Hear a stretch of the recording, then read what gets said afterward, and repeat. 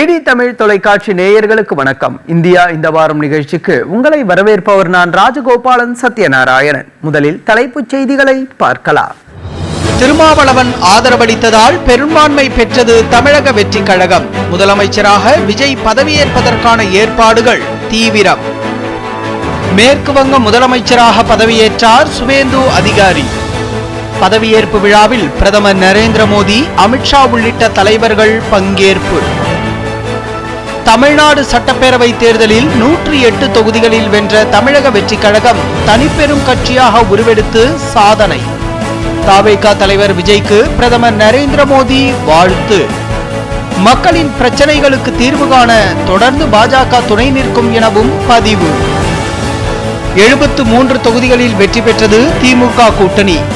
கொளத்தூர் தொகுதியில் அதிர்ச்சி தோல்வியடைந்தார் திமுக தலைவர் மு.க. ஸ்டாலின். 53 தொகுதிகளை கைப்பற்றி 3ஆம் இடத்திற்கு தள்ளப்பட்டது அதிமுக கூட்டணி. பாமக 4, பாஜக, அமமுக தலா 1 தொகுதிகளில் வெற்றி. புதுச்சேரியில் ஆட்சியை தக்க வைத்தது என்ஆர் காங்கிரஸ் கூட்டணி. காங்கிரஸ் கூட்டணி 6 இடங்களில் வெற்றி. கேரளாவில் ஆட்சியை பிடித்தது காங்கிரஸ் தலைமையிலான கூட்டணி. முதலமைச்சர் பதவியை ராஜினாமா செய்தார் பினராயி விஜயன். அசாம் மாநிலத்தில் ஆட்சியை தக்க வைத்தது பாஜக. மொத்தமுள்ள 126 தொகுதிகளில் 82 தொகுதிகளில் வென்று அபாரம். பயங்கரவாதத்தை முறியடிப்பதில் நாடு உறுதியாக உள்ளது. ஆபரேஷன் சிந்தூர் தொடங்கி ஓராண்டு நிறைவடைந்ததை முன்னிட்டு பிரதமர் நரேந்திர மோடி பதிவு. உச்சநீதிமன்ற நீதிபதிகளின் எண்ணிக்கையை 37ஆக உயர்த்த மத்திய அமைச்சரவை ஒப்புதல்.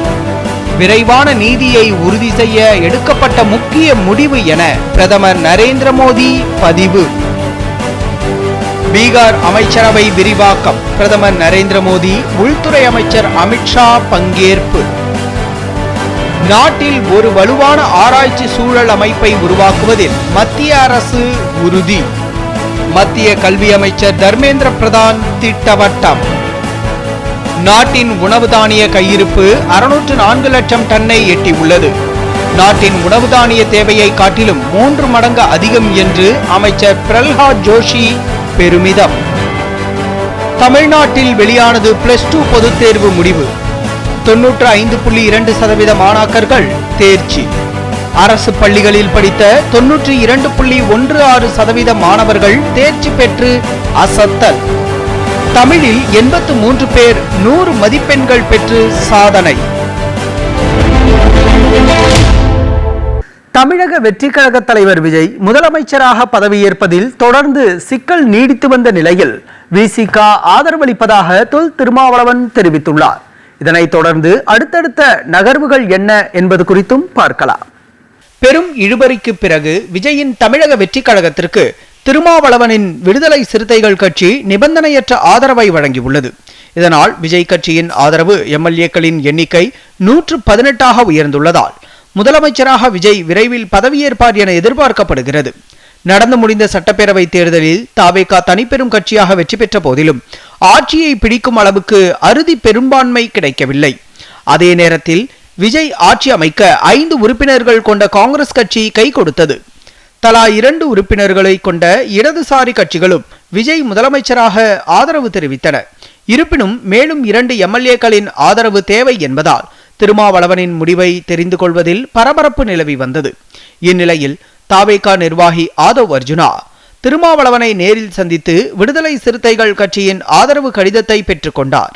அந்த கடிதத்தில் தவேக ஆட்சி பொறுப்பை ஏற்க விடுதலை சிறுத்தைகள் கட்சி சார்பில் நிபந்தனையற்ற ஆதரவை வழங்குவதாக தெரிவிக்கப்பட்டிருப்பதாக ஆதவ் அர்ஜுனா தெரிவித்துள்ளார். தமிழக சட்டப்பேரவை தேர்தலில் தனித்து போட்டியிட்ட விஜயின் தமிழக வெற்றி கழகம் 108 இடங்களில் வெற்றி பெற்று தனிப்பெரும் கட்சியாக உருவெடுத்துள்ளது. இந்நிலையில் தவேகவிற்கு ஆதரவு வழங்கிய கட்சிகள் குறித்தும் தமிழகத்தின் தற்போதைய அரசியல் சூழல் குறித்தும் பார்க்கலாம். தனித்து போட்டியிட்டு பலம் வாய்ந்த திமுக அதிமுக கூட்டணிகளை வென்று அரசியலில் புதிய சாதனையை படைத்துள்ளது. தமிழக சட்டப்பேரவை தேர்தலில் திமுக கூட்டணி, அதிமுக கூட்டணி, தாவேக, சீமானின் நாம் தமிழர் கட்சி என 4 முனை போட்டி ஏற்பட்டது.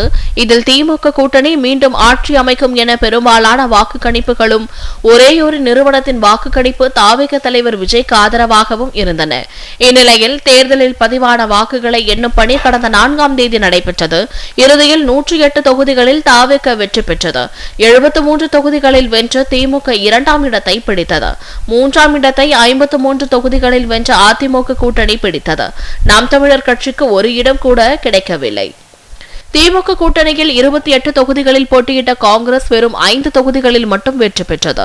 அடுத்ததாக தேமுதிக 10 தொகுதிகளில் போட்டியிட்ட நிலையில் விருதாச்சலம் தொகுதியில் அக்கட்சியின் பொதுச் செயலர் பிரேமலதா விஜயகாந்த் மட்டும் வெற்றி பெற்றார். 8 தொகுதியில் போட்டியிட்ட விசிக 2 தொகுதிகளிலும், தலா 5 தொகுதிகளில் போட்டியிட்ட இடதுசாரிகள் தலா 2 இடங்களிலும், 2 இடங்களில் போட்டியிட்ட இந்திய யூனியன் முஸ்லீம் லீக் 2 இடங்களிலும், திமுக சின்னத்தில் 4 தொகுதிகளில் போட்டியிட்ட மதிமுக 1 இடத்திலும் வெற்றி பெற்றன. வாக்கு எண்ணிக்கையின் தொடக்கத்தில் முன்னணி எண்ணிக்கையில் 2ஆம் இடத்திலிருந்த அதிமுக கூட்டணி பின்னர் 3ஆம் இடத்துக்கு தள்ளப்பட்டது.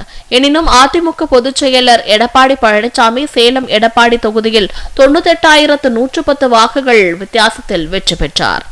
கொளத்தூர் தொகுதியில் போட்டியிட்ட திமுக தலைவரும் முதலமைச்சருமான மு.க. ஸ்டாலின் தாவக வேட்பாளர் VS பாபுவிடம் தோல்வியடைந்தார். சென்னை மாவட்டத்துக்கு உட்பட்ட 16 தொகுதிகளிலும் தாவேக வேட்பாளர்கள் முன்னிலை வகித்து திமுக அதிமுகவுக்கு அதிர்ச்சியை அளித்தனர். இறுதியில் பெரும் இழுபறியில் சேப்பாக்கம், திருவல்லிக்கேணி தொகுதியில் துணை முதலமைச்சர் உதயநிதி ஸ்டாலின், துறைமுகம் தொகுதியில் PK சேகர்பாபு ஆகியோர் மட்டுமே வெற்றி பெற்றனர். தாவேக தலைவர் விஜய் போட்டியிட்ட 2 தொகுதிகளிலும் வெற்றி பெற்றார். பெரம்பூரில் 53,715 வாக்குகள் வித்தியாசத்தில் திமுக வேட்பாளர் RD சேகரை வென்றார். தாவேக மூத்த நிர்வாகிகள் ஆதவ் அர்ஜுனா வில்லிவாக்கம் தொகுதியிலும், என் ஆனந்த் தியாகராய நகர் தொகுதியிலும், செங்கோட்டையன் கோபிச்செட்டிப்பாளையம் தொகுதியிலும், KG அருண்ராஜ் திருச்செங்கோடு தொகுதியிலும் வெற்றி பெற்றனர். தமிழக சட்டப்பேரவை தேர்தல் வாக்கு எண்ணிக்கையில் கட்சி வாரியாக பெற்ற வாக்குகளின் சதவீதத்தை தேர்தல் ஆணையம் வெளியிட்டது.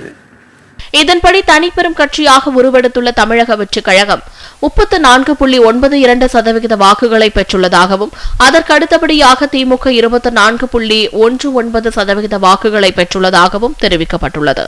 அதிமுக 21.21% வாக்குகளையும், பாஜக 2.97% வாக்குகளையும் பெற்றுள்ளன.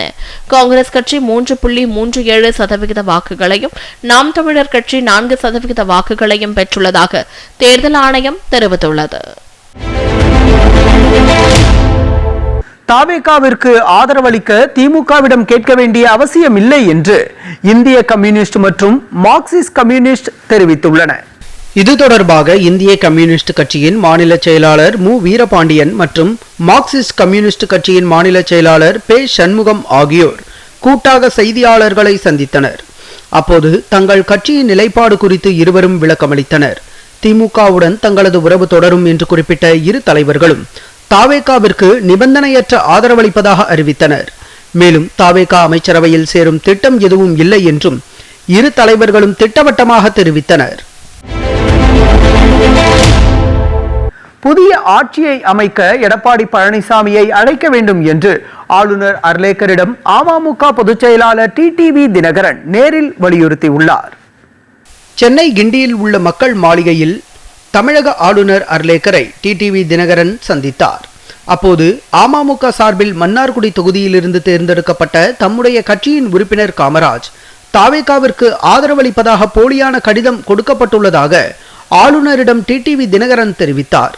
தற்போது காமராஜை தொடர்பு கொள்ள முடியவில்லை என்று ஆளுநரிடம் புகார் தெரிவித்த அவர், தற்போதைய அரசியல் சூழலில் அதிமுக பொதுச் செயலாளர் எடப்பாடி பழனிசாமியை ஆட்சி அமைக்க அழைக்க கோரி ஆதரவு கடிதத்தை வழங்கினார். மேற்கு வங்க மாநில சட்டப்பேரவை தேர்தலில் பாஜக அமோக வெற்றி பெற்றுள்ளது. புதிய முதலமைச்சராக சுவேந்து அதிகாரி பதவியேற்றார். பிரதமர் நரேந்திர மோடி, உள்துறை அமைச்சர் அமித்ஷா உள்ளிட்ட தலைவர்கள் பதவியேற்பு விழாவில் பங்கேற்றனர்.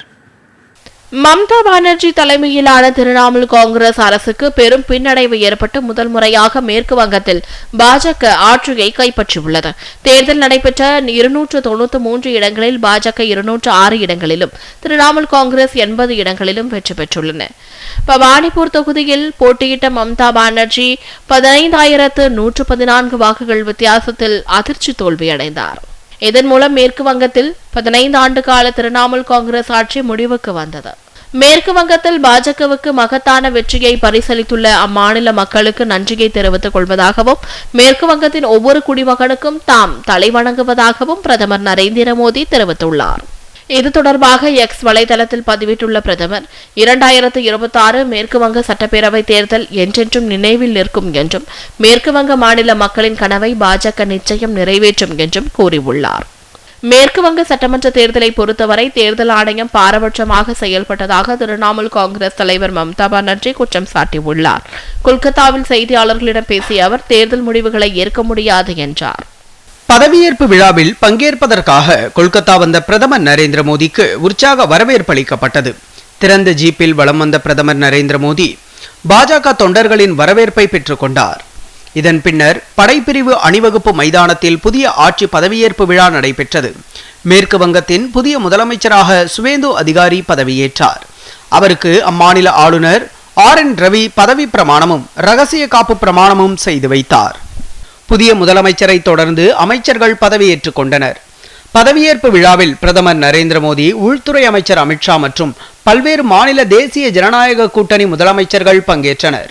மேற்கு வங்கத்தில் 15 ஆண்டுகால திரிணாமுல் காங்கிரஸ் ஆட்சிக்கு முடிவு கட்டப்பட்டு பாஜக தலைமையில் புதிய ஆட்சி முதன்முறையாக மலர்ந்துள்ளது. அசாம் மாநிலத்திலும் பாரதிய ஜனதா கட்சி 3வது முறையாக வென்று ஆட்சியை தக்க வைத்துள்ளது. மொத்தமுள்ள 126 தொகுதிகளில் பாஜக 82 இடங்களில் வெற்றி பெற்றுள்ளது. காங்கிரஸ் கட்சி 19 இடங்களில் வென்றுள்ளது. முதலமைச்சர் ஹேமந்த் பிஸ்வ சர்மா 89,000க்கும் அதிகமான வாக்குகள் வித்தியாசத்தில் வெற்றி பெற்றுள்ளார். வெற்றிக்கு பிறகு அவர் தொண்டர்களுடன் இணைந்து கொண்டாடினார். கேரள மாநில சட்டப்பேரவை தேர்தலில் வாக்கு எண்ணிக்கை விறுவிறுப்பாக நடைபெற்ற நிலையில் காங்கிரஸ் கட்சி தலைமையிலான கூட்டணி 100 இடங்களில் வென்று ஆட்சியை கைப்பற்றியுள்ளது.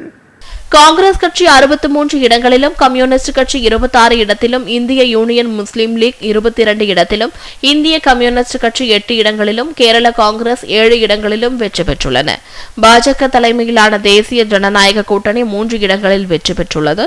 தங்கள் கூட்டணி தோல்வி அடைந்ததை அடுத்து முதலமைச்சர் பினராயி விஜயன் தனது பதவியை ராஜினாமா செய்துள்ளார். புதுச்சேரி யூனியன் பிரதேசத்தில் NR காங்கிரஸ் தலைமையிலான ஆளும் தேசிய ஜனநாயக கூட்டணி ஆட்சியை தக்க வைக்கிறது. அந்த கூட்டணி 18 தொகுதிகளில் வெற்றி பெற்றுள்ளது. திமுக 5 இடங்களிலும், பாஜக 4 இடங்களிலும், தவிக 2 இடங்களிலும், காங்கிரஸ் உள்ளிட்ட பிற கட்சிகளும் சுயேட்சைகள் 3 இடங்களில் வெற்றி பெற்றுள்ளன. தட்டாஞ்சாவடி தொகுதியில் முதலமைச்சர் என் ரங்கசாமி 4,441 வாக்குகள் வித்தியாசத்திலும், மங்களம் தொகுதியில் 7,050 வாக்குகள் வித்தியாசத்திலும் வெற்றி பெற்றுள்ளார். புதுச்சேரி உப்பளம் தொகுதியில் அதிமுகவை சேர்ந்த அன்பழகன் வெற்றி பெற்றுள்ளார். மக்களுக்கு சுதந்திரமான வன்முறையற்ற எதிர்காலத்தை உருவாக்க வேண்டும் என்பதே பாஜகவின் லட்சியம் என்று பிரதமர் நரேந்திர மோடி தெரிவித்திருக்கிறார். 5 மாநில சட்டப்பேரவை தேர்தலில் ஆசாம், மேற்கு வங்கம் மற்றும் புதுச்சேரியில் பாஜக தலைமையிலான தேசிய ஜனநாயக கூட்டணி அமோக வெற்றி பெற்றுள்ள நிலையில் தில்லியில் உள்ள பாஜக அலுவலகத்திற்கு பிரதமர் நரேந்திர மோடி வருகை தந்தார். பாஜக அலுவலகத்தில் கட்சியின் தேசிய தலைவர் நிதின் நபின், மத்திய அமைச்சர்கள் மற்றும் தொண்டர்கள் பிரதமருக்கு உற்சாக வரவேற்பு அளித்தனர்.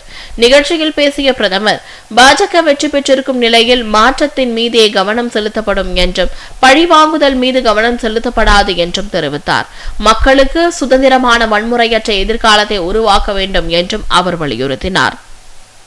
நாட்டின் 20க்கும் மேற்பட்ட மாநிலங்கள் பாஜக NDA அரசுகள் ஆட்சியில் இருப்பதாக பிரதமர் நரேந்திர மோடி கூறினார்.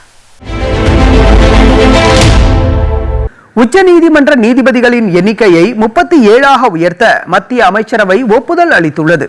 விரைவான நீதியை உறுதி செய்ய எடுக்கப்பட்ட முக்கிய முடிவு என பிரதமர் நரேந்திர மோடி தெரிவித்துள்ளார்.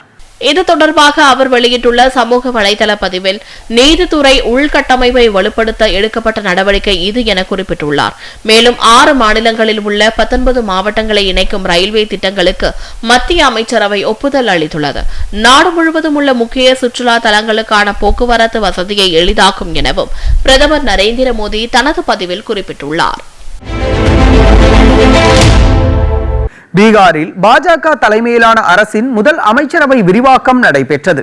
இதில் நிதிஷ்குமாரின் மகன் உள்ளிட்ட 32 பேர் அமைச்சர்களாக பதவியேற்றனர்.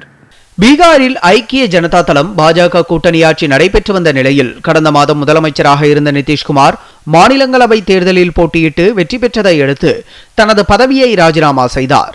இந்நிலையில் பீகாரில் பாஜக தலைமையிலான அரசின் அமைச்சரவை விரிவுபடுத்தப்பட்டது. சாம்ராஜ் சௌத்ரி தலைமையிலான அரசில் மொத்தம் 32 பேர் அமைச்சர்களாக பதவியேற்றுக் கொண்டனர்.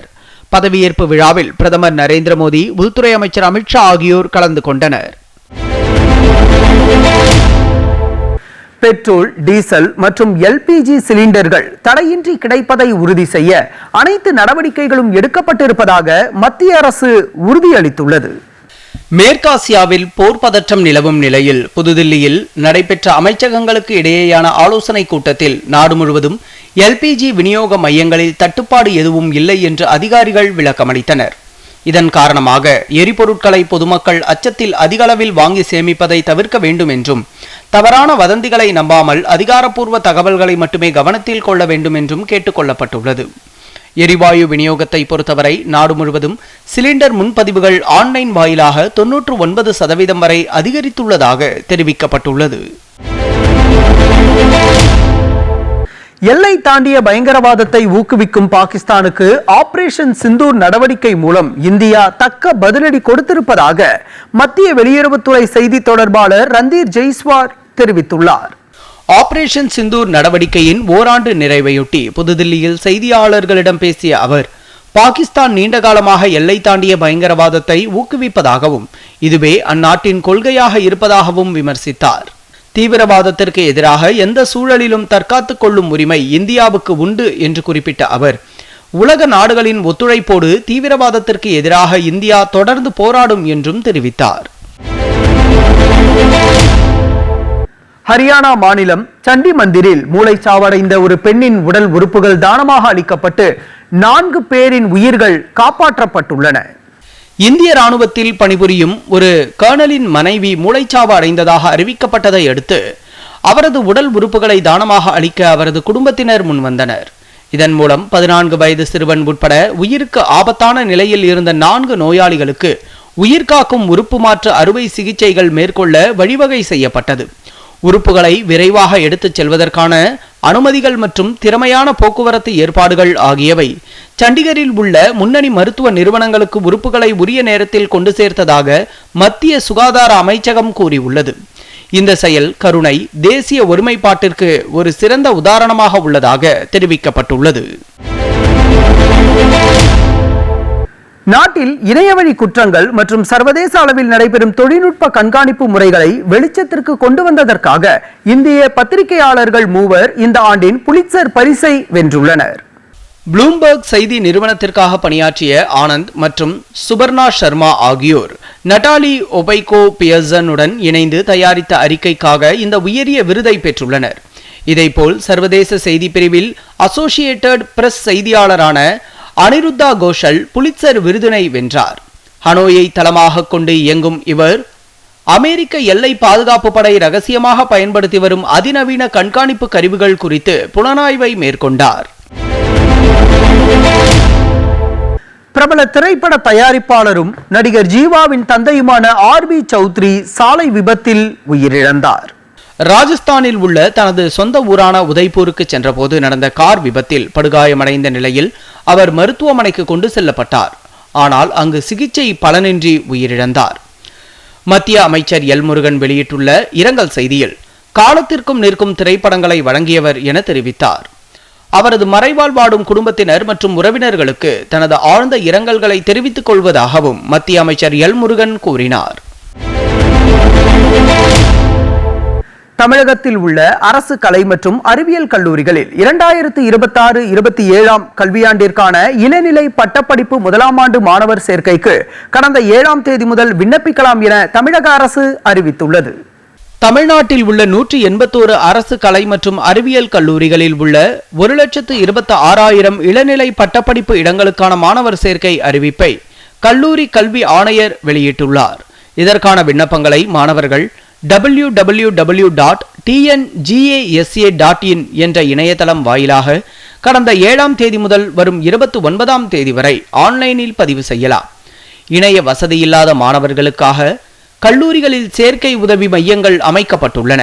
பொது பிரிவினருக்கு விண்ணப்பம் மற்றும் பதிவு கட்டணமாக 50 ரூபாய் நிர்ணயிக்கப்பட்டுள்ள நிலையில் SC/ST பிரிவினருக்கு பதிவு கட்டணம் 2 ரூபாய் மட்டும் வசூலிக்கப்படும்.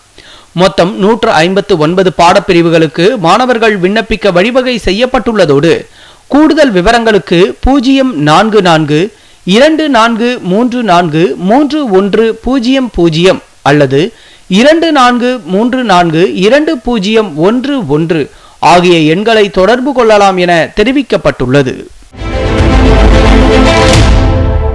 தமிழ்நாட்டில் +2 பொதுத் தேர்வு முடிவு வெளியானது. +2 பொதுத் தேர்வு முடிவுகள் வெளியானது.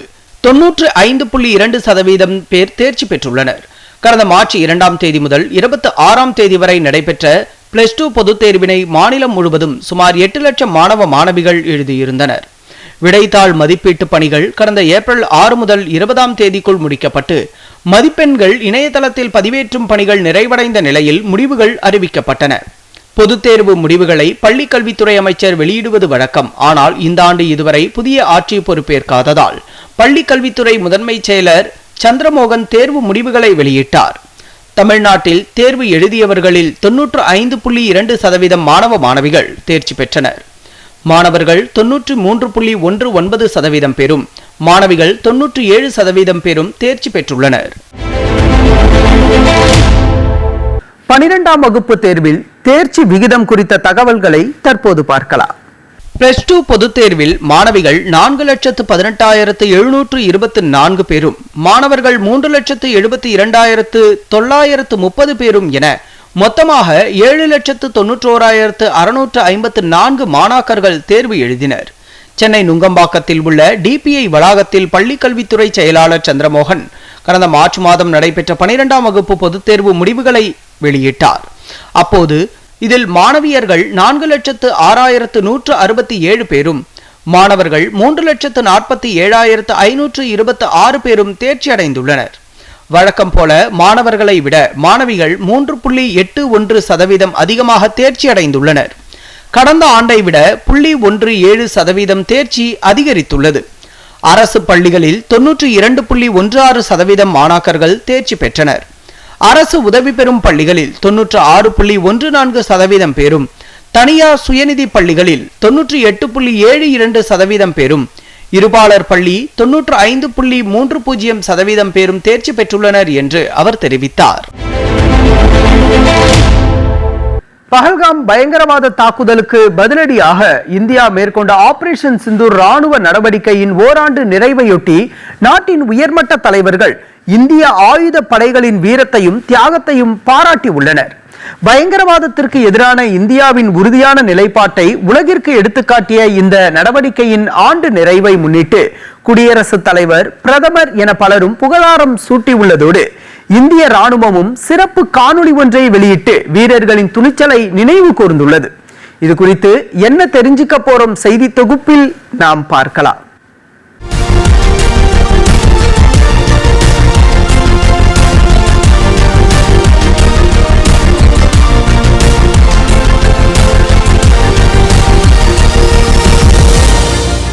பஹல்காம் தாக்குதலுக்கு பிறகு நமது படைகள் அளித்த பதிலடி தேசத்தின் இறையாண்மையை அச்சுறுத்துபவர்களுக்கு விடுக்கப்பட்ட எச்சரிக்கை என்றும் பயங்கரவாதத்திற்கு எதிரான இந்தியாவின் உறுதிப்பாட்டை இது பறைசாற்றுவதாகவும் அவர் தெரிவித்துள்ளார். இந்தியாவின் அமைதி மற்றும் இறையாண்மையை சீர்குலைக்க முயன்ற பயங்கரவாத சக்திகளுக்கு பதிலடி கொடுத்தது ஆபரேஷன் சிந்தூர் நடவடிக்கை என குடியரசு துணைத் தலைவர் சி.பி. ராதாகிருஷ்ணன் புகழாரம் சூட்டியுள்ளார். பஹல்காம் தாக்குதலுக்கு பிறகு நமது ஆயுதப்படைகள் காட்டிய வீரமும் தியாகமும் பயங்கரவாத கட்டமைப்புகளை வேறறுத்ததாக குறிப்பிட்ட அவர், பயங்கரவாதத்தை ஒருபோதும் சகித்துக் கொள்ள முடியாது என்பதில் இந்தியா என்றும் உறுதியாக இருக்கும் என தனது பதிவில் தெரிவித்துள்ளார். பயங்கரவாதத்தை முறியடிப்பதிலும் அதற்கு துணை போகும் சூழலை தகர்ப்பதிலும் நாடு உறுதியாக உள்ளது என்று பிரதமர் நரேந்திர மோடி கூறியுள்ளார். ஆபரேஷன் சிந்தூர் ராணுவ நடவடிக்கை தொடங்கி ஓராண்டு நிறைவடைந்ததை முன்னிட்டு சமூக வலைதளத்தில் பதிவிட்டுள்ள அவர், இந்த நடவடிக்கையின் போது இந்திய ஆயுதப்படைகள் இணையற்ற தைரியத்தையும் துல்லியத்தையும் உறுதியையும் வெளிப்படுத்தியுள்ளதாக கூறினார். பெஹல்காமில் அப்பாவி இந்தியர்களை தாக்க துணிந்தவர்களுக்கு படைகள் தகுந்த பதிலடி கொடுத்ததாக அவர் கூறினார். ஆயுதப்படைகளின் வீரத்திற்கு ஒட்டுமொத்த தேசமும் வணக்கம் செலுத்துகிறது என்றும் பிரதமர் மேலும் தெரிவித்தார். ஆபரேஷன் சிந்தூரின் ஆண்டு நிறைவை முன்னிட்டு இந்திய ஆயுதப்படைகளின் வீரத்தையும் தியாகங்களையும் பாதுகாப்பு அமைச்சர் ராஜ்நாத் சிங் பாராட்டியுள்ளார்.